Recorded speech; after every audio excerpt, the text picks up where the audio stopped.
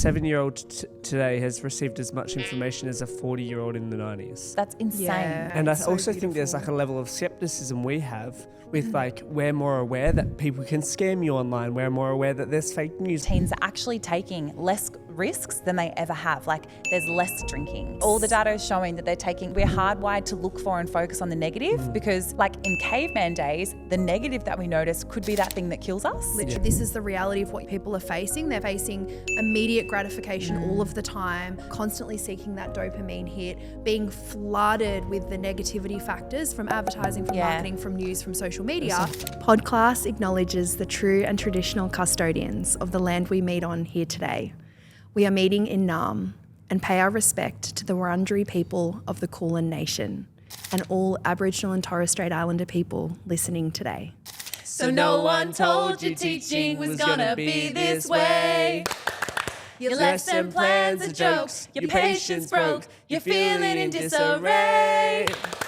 It's like you're always stuck in report writing, when it hasn't been your day, your week, your month, or even your school year. But I'll be here for you When the students start to riot. I'll be here for you. Even if your coffee's gone cold. I'll be here for you, 'cause you're there for them too. Hello and welcome back to Podclass. Today's episode is the one about today's teen. As always, you're joined by your host, Wil Massara, CEO of Youth Leadership Academy Australia, and Skye, that's me, and Amanda, That's me. CEOs of Youth Engagement Project. So let's get right into it. Today's teen landscape. Who is today's teen? And I'd love to speak to this, but I'm older than Wil Massara, who can speak to today's teen. I'm also out of the bracket as well. Yeah, you're no okay. But I'm the closest. You are only just out of the bracket of teen. And so tell us about today's teen from your perspective. Today's young people. I think we cop a little bit of controversy and anger from generations above and below us. And what do you feel like they're like angry at? What do they have against today's teen? They don't work as hard, blah, blah, blah, blah, blah. And I'm like, well, we also have to deal with a lot more stuff that is unknown. And we're living in a world that's moving faster than it ever has before, and nothing changes, nothing stays the same for very long. And I think there has to be huge empathy around that as well. So true. And I feel like for me, that speaks directly to that attention span thing, like just the fast pace that life goes at these days and how quickly everything is moving. Like that's different. That's a huge difference between generations before and what our young people are experiencing now. And I feel like I've maybe mentioned it on an earlier pod, but we were reading the other day that we're not going to go through 100 years of change this century. We're going to go through more than 20,000 years of change.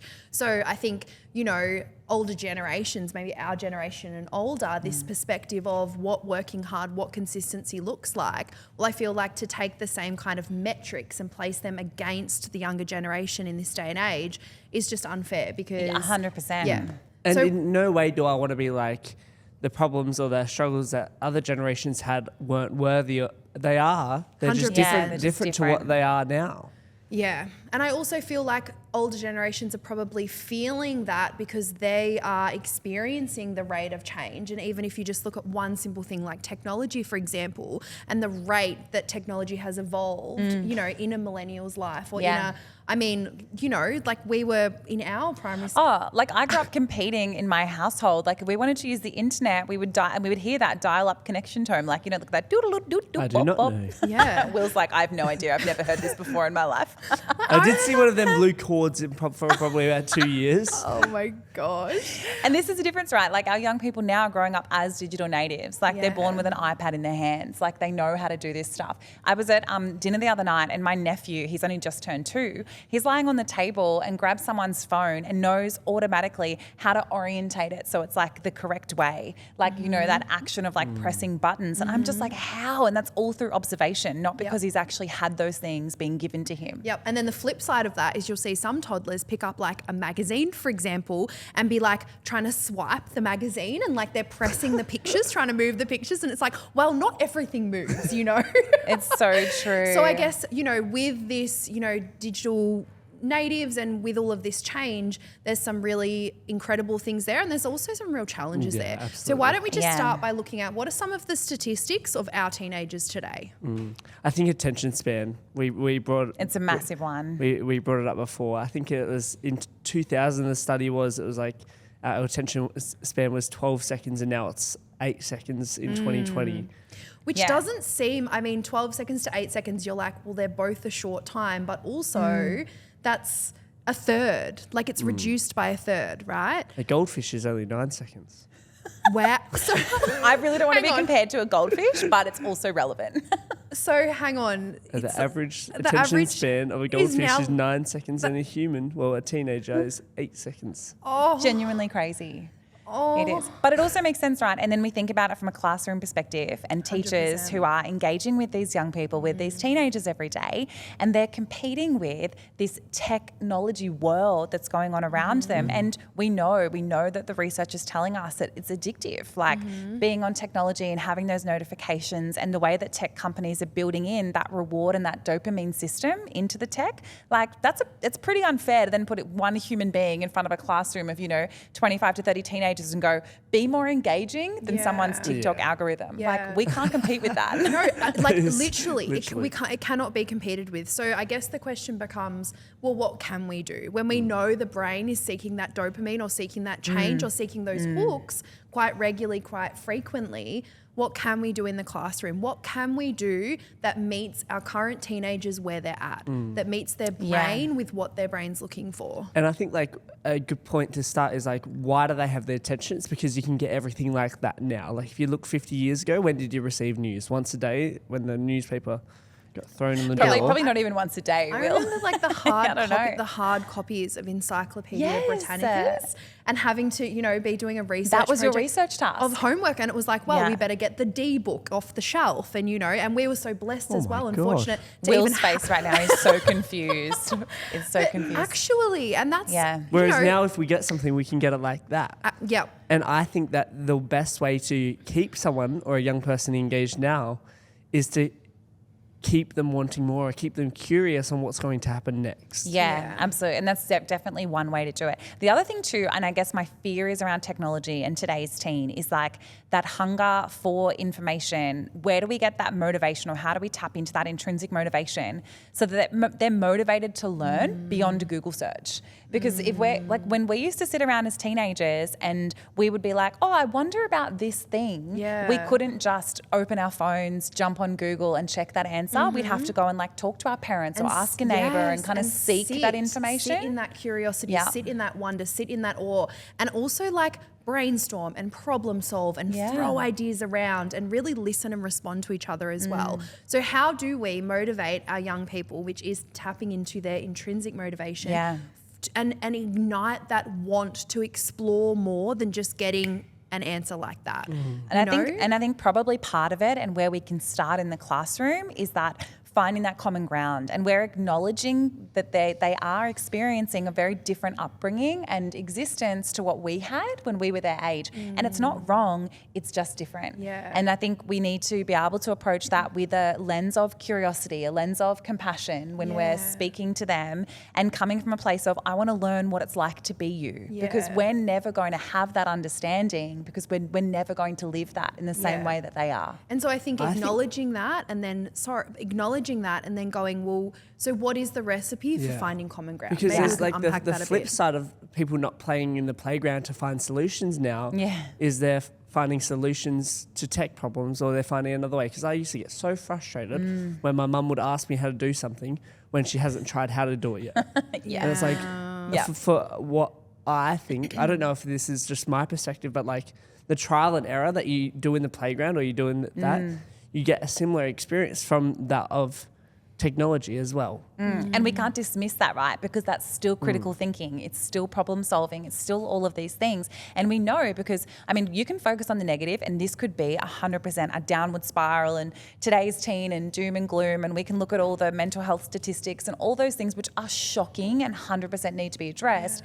But there's also a lot of positives. Like what you're talking about, Wil, today's teens are like more entrepreneurial than we've ever seen young people before. You are a living example of that. And what Wyler is a living example of that. Like that entrepreneur streak is 100% there. I know from teaching, like when I was a kid, I couldn't even have told you who was the political this or the political that or So whatever much it more is. awareness. Right? They're so much more aware. And I think media is a big, is responsible for that in a lot of ways because they have that access of that information, but they also want to engage with it. Like that drive for social justice is like, I've not seen that before or so experienced beautiful. that. It's amazing. Yeah, And I it's so also think there's like beautiful. a level of skepticism we have with like, we're more aware that people can scam you online. We're more aware that there's fake news and things like Yeah. that. And we come with that lens. Whereas I'm going to go back to my parents again, just because it's so there. Like the amount of things Shout that out to Karen. No, this one's Brian. The amount of things that my dad shares on Facebook that are just like not true. I'm like, please stop. Yeah, but it's true, right? And like my grandparents, I mean, probably similar. They're the kind of people that will message me like, Skye, I saw in a current affair last night that you should be shopping at Coles, not Woolworths, because you're going to save $4 a week on average. And across the year, that's going to save you. And I'm just like, whoa. So, and it's hard, right? Because you can be dismissive of literally. that. But we've also got to understand we're also growing up and we have like knowledge and access to those things that they may not ever understand. And so we've got to also be compassionate in the reverse of that. Yeah. And I feel like as well, I don't want to play devil's advocate, but with this knowledge and this lens, there's also another whole flip side of it that as humans, we are wired with a negativity bias. 100%. So like, for example, I feel like where maybe our grandparents or our parents come from with that lens, that's possibly representative of that generation of understanding versus like the you know, if I think of like a volume symbol, for example, I feel like I know for my brain and a lot of young people's brains, a lot of brains, you know, we're wired to have those negative things play a lot louder than the positive things. Well, for example, we'll look at feedback at the end of the day. We'll have 90% positive feedback. There'll be one feedback form that's like maybe a little bit critical. Yeah. Not even that Amanda critical. smiles too much. No, Too many talking heads. but that's what And we we'll play on remember it. repeat. And Yes. also it's important to remember that our social media, our news is wired to reflect this. And so that it feeds this is- yeah. into our negativity bias. Yeah, and we're seeing you were saying at the start, Wil, like teenagers get like a really bad rap in the media. And there's a reason why that, even though we know that our teens are actually taking less risks than they ever have. Like there's less drinking, there's, less sex, there's less all of these Is things. there that- really? Yeah. Less. Yes, less. Than like the 70s, to the the party. 80s. Yes. So all the data is showing that they're taking, it's just like different And, like, risk taking, right? Statistically. Because, there's like, less drinking, drugs, all of that stuff. And what we see is like a decrease in the physical aspects. Like there's less physical health problems. Then they're getting the same chemical reaction in their brain from social media. Yes. And like to flip back into that negativity bias discussion, we know that our brains, like that's there for a reason. Like when our brains are first developed, we know that reptilian part of our brain, that survival part of our brain, which is there to keep us safe, like that's why we have a negativity bias, because our brain is literally looking for, am I safe in this environment all the time? And so we're hardwired to look for and focus on the negative because like in caveman days, the negative that we notice could be that thing that kills us. Literally. Whereas like it's different now, but Our social body media responds the same. Yeah. And that's the same thing. Like the negativity thing, if something bad happened, when would we find out? 24 hours after it happened. Yes. Whereas now, if something bad happens in the world, you find out instantly. Yeah. And we feel that responsibility of it, right? But technology feeds into it so much. And this is where I get so frustrated with like tech companies. And I feel like there's such a level of responsibility that needs to be put back on them for, I don't know, like taking advantage of teens and taking advantage of the way their brains are wired and the fact that they don't have those risk-taking measures and capabilities yet because of where they're at developmentally and profiting off that. Like that to me just feels so inherently wrong and something like ethically that we need to remember that the teens that are in our classroom are different to the teens that were in the classroom when we were growing up. And they might not be facing the same challenges as us, but I think it's harder. I think it's harder to be a teenager now than it was when I was a teen.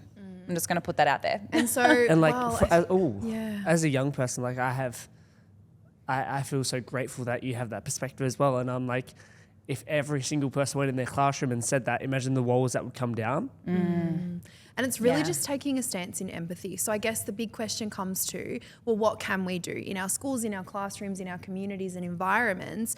What can we do? I think what we've done is very much unpack the fact that, yes, our world is different today than it was generations ago. And also, you know, this is the reality of what young people are facing. They're facing immediate gratification all of the time, you know, constantly seeking that dopamine hit, being flooded with the negativity factors from advertising, from marketing, from news, from social media. It's like a 7-year-old today has received as much information as a 40-year-old in the 90s. It's just, that's insane. Yeah. That is an insane thing to think about. I think that feeds so much into like our young people, and I mean, I'm overwhelmed. I think it's so important to acknowledge, like, it's a really overwhelming world. Yeah. And it's also so extrinsically dominated. It's so extrinsically loud and motivated, and we're constantly aware of what is going on outside of us. And I think we come back to that piece of the intrinsic piece of, you know, the mental health statistics are shocking. So maybe we have seen a reduction in drinking, in drugs, in sex, whatever it might be. But what we've seen an increase in is our mental health challenges. Yeah.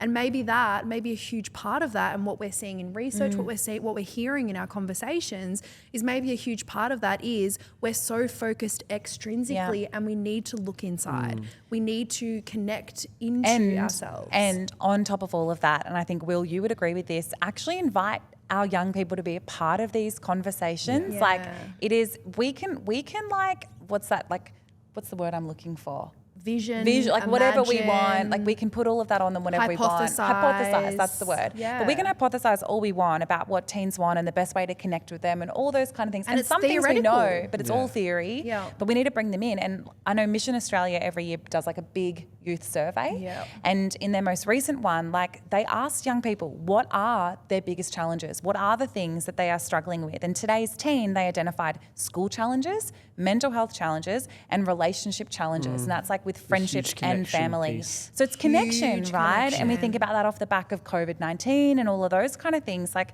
there is a huge opportunity here, I think, as educators and as anyone who works with young people. These are avenues that our young people currently need support with, and we can tap into that. That's part of tapping into their intrinsic selves. Yeah. And I really think, like, as a young person, the biggest way you build connection is like removing the assumptions, what assumptions you have for one another.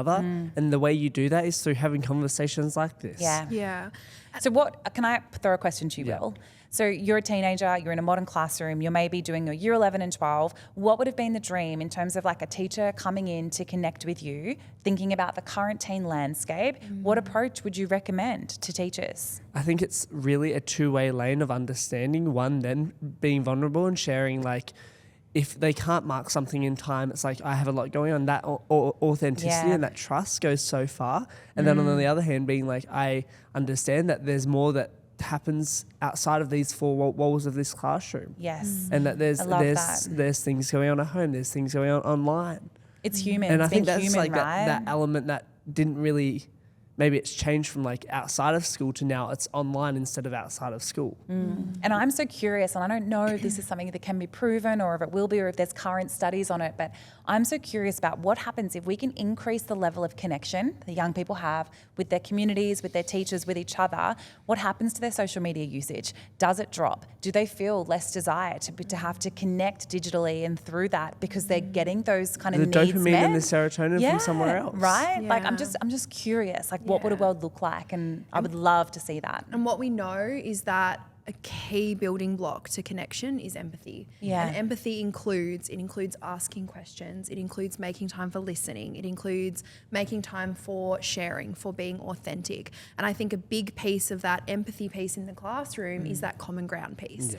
You know, and when we talk about common ground, what we're really talking about is acknowledging that we have our world with our values and our beliefs and our experiences, and also our young people have their world. And what is inside their world is is sometimes similar, but oftentimes quite different than what's in our world. And so what we're looking for is where's that common ground, that meeting place that we can come together. Yeah. So I'm picturing like it's a Venn diagram, right? So it's like our world, it's their world, and where those two circles come together and cross over, like that's the happy spot. That's what we're looking for and where we need to be connecting with our youth. Yeah, absolutely. And I think that's where we can create meaningful change in that little spot too. Yeah. I think I said it in an earlier episode, like for some young people, school will be the safest space they're ever in. And it's like our really good opportunity for us to actually mould and shape them into influential young people who care for themselves and care for other people around them. Yeah. And I think that's such a lovely spot to finish on the fact that like teachers, yes, it's a huge responsibility to be able to hold that space for our young people to experience themselves. But like what a privilege to be that person in a young person's life as well. Like just a shout out, hey, like educators doing it tough and trying to navigate like teens, like trying to navigate teenagers in this world. Like that's amazing. So hats off to all of you, honestly. Absolutely. And that common ground, that's where we find empathy. It's where we build connection. It's where we have intergenerational collaboration and where we create change. And so let's do our best to go there when we can. And if that means we need to ask questions, if that means we need to show up authentically and be Curiosity. like, do you know, be curious. Listen Scroll openly. TikTok if you want to find out what they're watching. No, I know that my gardening TikTok is a very different algorithm to today's teens, and that's okay. Yeah, absolutely. Thank you so much for tuning in to an episode of Podclass, the one about today's teen. It has been so excellent to be with you. We are Wil, Skye, and Amanda, and we will see you next time. See you next very time. soon. Bye. I'll be here for you, 'cause you're there for them too.